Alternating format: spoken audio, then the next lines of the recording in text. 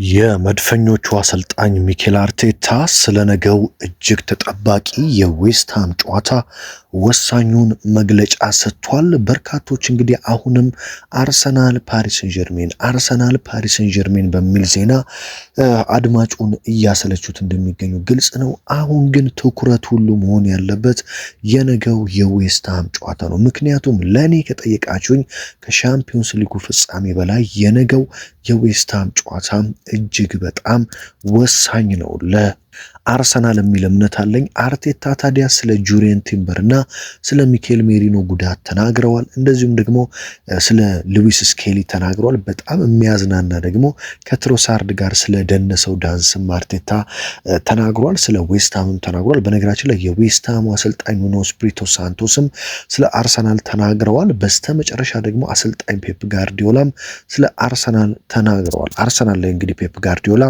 አሁንም ጫና ለማሳደር የማይፈነቅሉት ድንጋይ የለም።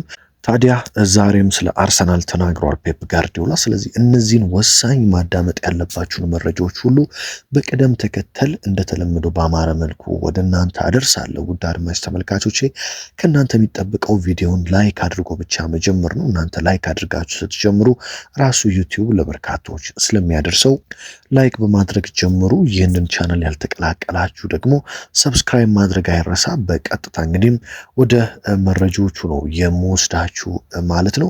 እንግዲህ በመግቢያ ላይ እንዳነሳሁት ብዙዎች አሁንም ስለ አርሰናል እና ስለ ፓሪስ ሰን ጀርሜን ስለ ሻምፒዮንስ ሊግ እያነሱ ነው የሚገኙት። ለኔ ግን እንዳልኳችሁ ከሻምፒዮንስ ሊጉ በላይ የነገው የዌስትሃም ጨዋታ እጅግ በጣም ቁልፍ ነው።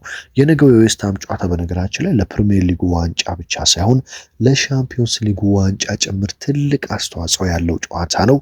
ለምን የሚለውን ወደኋላ አነሳለሁ። መጀመሪያ መጀመር የምፈልገው ግን ከፔፕ ጋርዲዮላ ካነሱት ሀሳብ ነው። ፔፕ ጋርዲዮላ እንግዲህ ሁል ጊዜ ነጥብ ሲበለጡ ወይም ደግሞ ሽንፈት ሲያጋጥማቸው ወይ አቻ ወጥተው ነጥብ ሲጥሉ መጀመሪያ የሚያደርጉት ምንድን ነው? በቃላት ጦርነት አርሰናል ነጥብ እንዲጥል ማድረግና ተመልሶ ወደ ነበሩበት ደረጃ ለመመለስ ነው ሁሌ ጥረት የሚያደርጉት። ታዲያ ትላንትና ምን አሉ?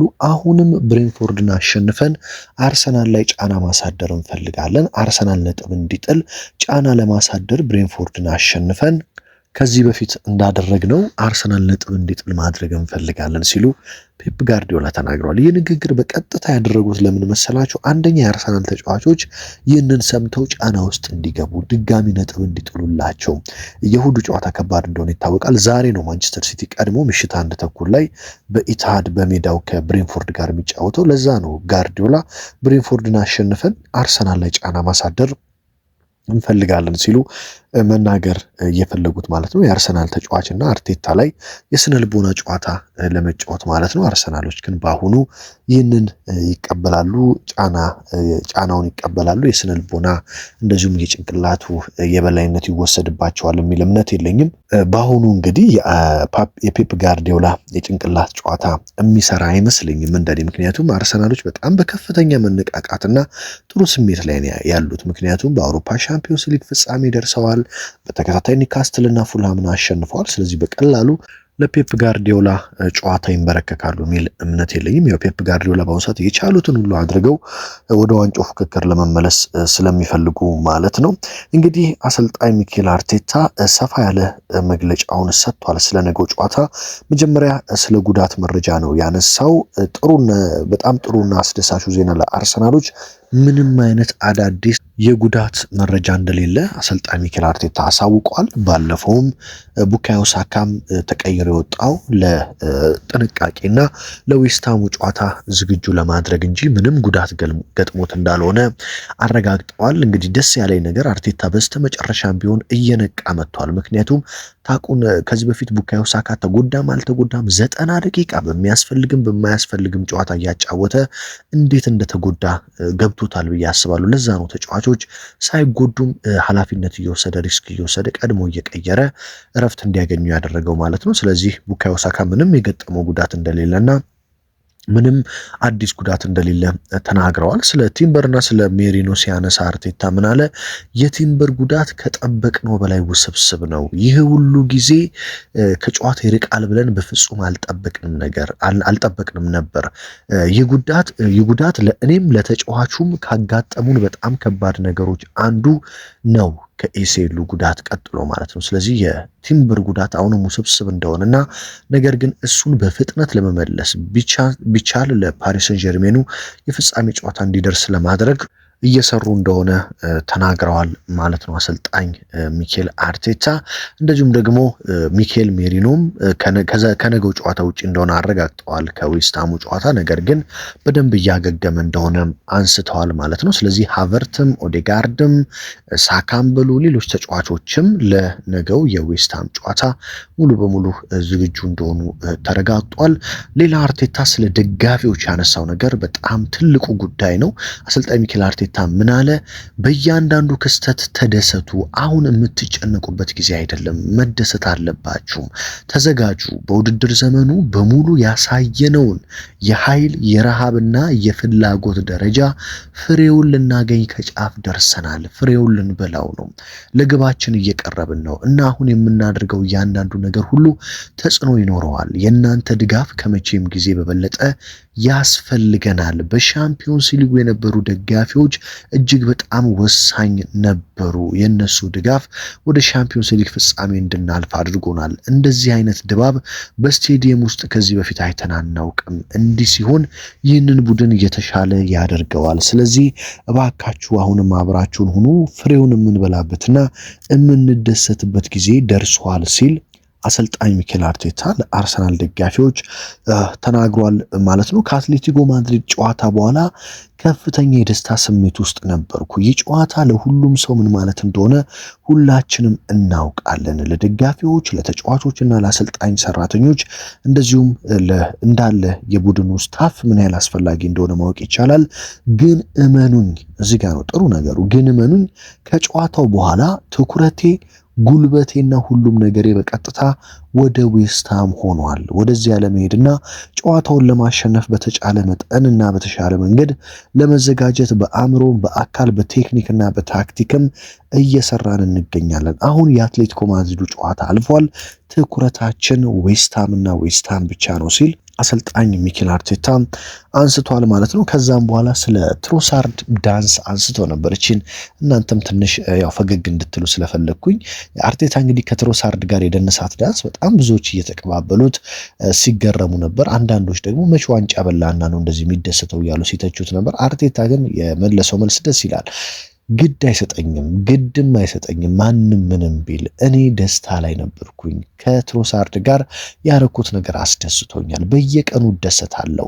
ከተጫዋቾቹና ከቴክኒክ ሰራተኞቹ ጋር የማደርገውን ነገር እወደዋለሁ። አሁንም ለዌስትሃም ጨዋታ ስዘጋጅ በጣም እየተደሰትኩ ነው። ስለዚህ ከትሮሳርድ ጋር ስላደረኩት ዳንስ ማንም ምንም ቢል ግድ አይሰጠኝም። እኔ በጊዜው መደሰት ነበረብኝ፣ ተደስቻለሁ ሲል አርቴታ ተናግሯል ማለት ነው። ከዛ ስለ ሉዊስ ስኬሊ አንስቷል።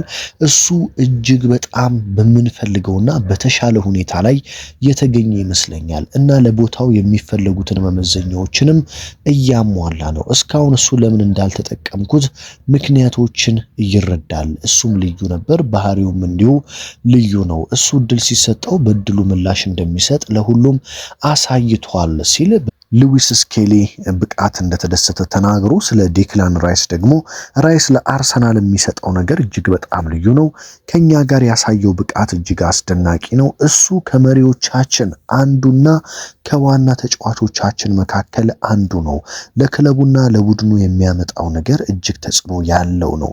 እንደዚሁም ግብ ጠባቂው ዴቪድ ራያንም ተመልከቱ። የራያ ብቃት እጅግ በጣም ጥሩ ነው። በመጀመሪያ ደረጃ እሱ እጅግ በጣም ጥሩ በረኛ እንደሆነ ሁሉም የሚመሰክረው ጉዳይ ነው። ክለቡን ከተቀላቀለበት ጊዜ ጀምሮ ያሳየው ወጥነት ሁሉም ከሚጠብቀው በላይ ሆኗል። በጣም ከፍተኛ ደረጃ ላይ እንደደረሰም አስባለሁ እና አንዳንድ ጊዜ አንዳንድ ድርጊቶቹ እንደ ተራ ይታዩ ይሆናል፣ ግን አይደሉም። በወሳኝ ጊዜያት በጠንካራ ሁኔታ ተገኝቶ ቡድኑን አድኗል ሲል አርቴታ ለራያ ያለውን አድናቆት ከገለጸ በኋላ ስለ ነገው የዌስትሃም ጨዋታ ሲያነሳ ደግሞ ዌስትሃም ምን ያህል ከባድ ቡድን እንደሆነ እናውቃለን። ነገር ግን ዌስትሃምን ለማሸነፍ ምን ማድረግ እንዳለብን ደግሞ እናውቃለን። የጨዋታውን አስፈላጊነት እናውቃለን። ምን እንደምንፈልግና ድሉን ለማግኘት ምን ማድረግ እንዳለብን እናውቃለን።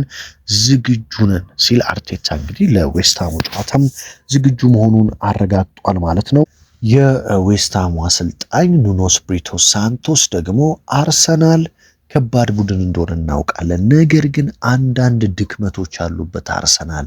ያንን ድክመት በደንብ አይተናል። ሁለተኛ ደግሞ የምንጫወተው በሜዳችን በደጋፊያችን በለንደን ስቴዲየም ነው። ይህ ደግሞ ትልቅ አቅምና ብቃት ይሰጠናል። ስለዚህ አርሰናልን ለማሸነፍ ዝግጁ ነን ሲሉ እንግዲህ አሰልጣኝ ኑኖ ስፕሪቶ ሳንቶስ ተናግረዋል ማለት ነው። አርሰናል የጨዋታ የሞት ሽረት ነው ያልኩበት ምክንያት ለፕሪሚየር ሊጉ ብቻ ሳይሆን ለሻምፒዮንስ ሊጉም ጭምር ጠቃሚ ጨዋታ ነው ያልኩበት ዋነኛው ምክንያት ምንድነው? አንደኛ አርሰናል ይህንን ጨዋታ ካሸነፈ የፕሪሚየር ሊጉን ዋንጫ ከ90% በላይ የማሳካት እድል ይኖረዋል። በተጨማሪ አርሰናል ፕሪሚየር ሊጉን በላ ማለት ደግሞ በሻምፒዮንስ ሊጉ ነፃ ሆኖ ያለምንም ፍርሃት ያለምንም ጫና ስለሚጫወት ፒኤስጂን ማሸነፍ ይችላል። ስለዚህ ለዚህ ነው የዌስትሃም ጨዋታ ምን ያህል ጠቃሚ ነው ያልኳችሁ ማለት ነው። በተለይ ደግሞ ጨዋታውን የመጀመሪያው አጋማሽ ላይ የሚቆጠር ግብ በጣም አስፈላጊነቱ ትልቅ ይመስለኛል። ምክንያቱም ከረፍት በፊት አርሰናል ግብ ማስቆጠር የሚችል ከሆነ ጨዋታውን በደንብ አድርጎ 2 ጎልም 3 ጎልም ማስቆጥሮ ልክ እንደ ፉልሃም እና እንደ ኒካስትል ጨዋታ ቢያደርግ የማሸነፍ እድሉ ይሰፋል። አርሰናል እንደምታውቁት በኒውካስትሉም ጨዋታ ቀድሞ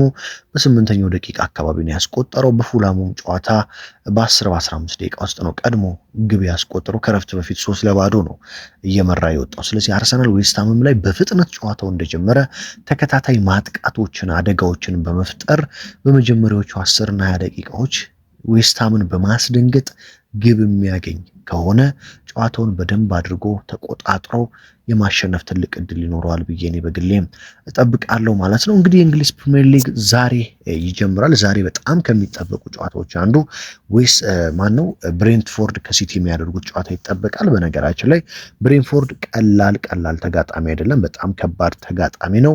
እንደምታውቁት ብሬንትፎርድ የሚገኘው 7ኛ ደረጃ ነው በ51 ነጥብ ከቦርንማውዝ 6ኛ ከሚገኘው ቦርንማውዝ በአንድ ነጥብ ብቻ ነው የሚያንሰው። ቦርንማውዝ 52 ነው፣ ብሬንትፎርድ ደግሞ 51 ነው። ስለዚህ ይህንን ጨዋታ ማሸነፍ የሚችል ከሆነ እነ ቦርንማውዝን መብለጥ ይችላል ማለት ነው። ስለዚህ ለብሬንትፎርድ ይህ ጨዋታ እጅግ በጣም አስፈላጊ ነው። ለሲቲም እንደዛው።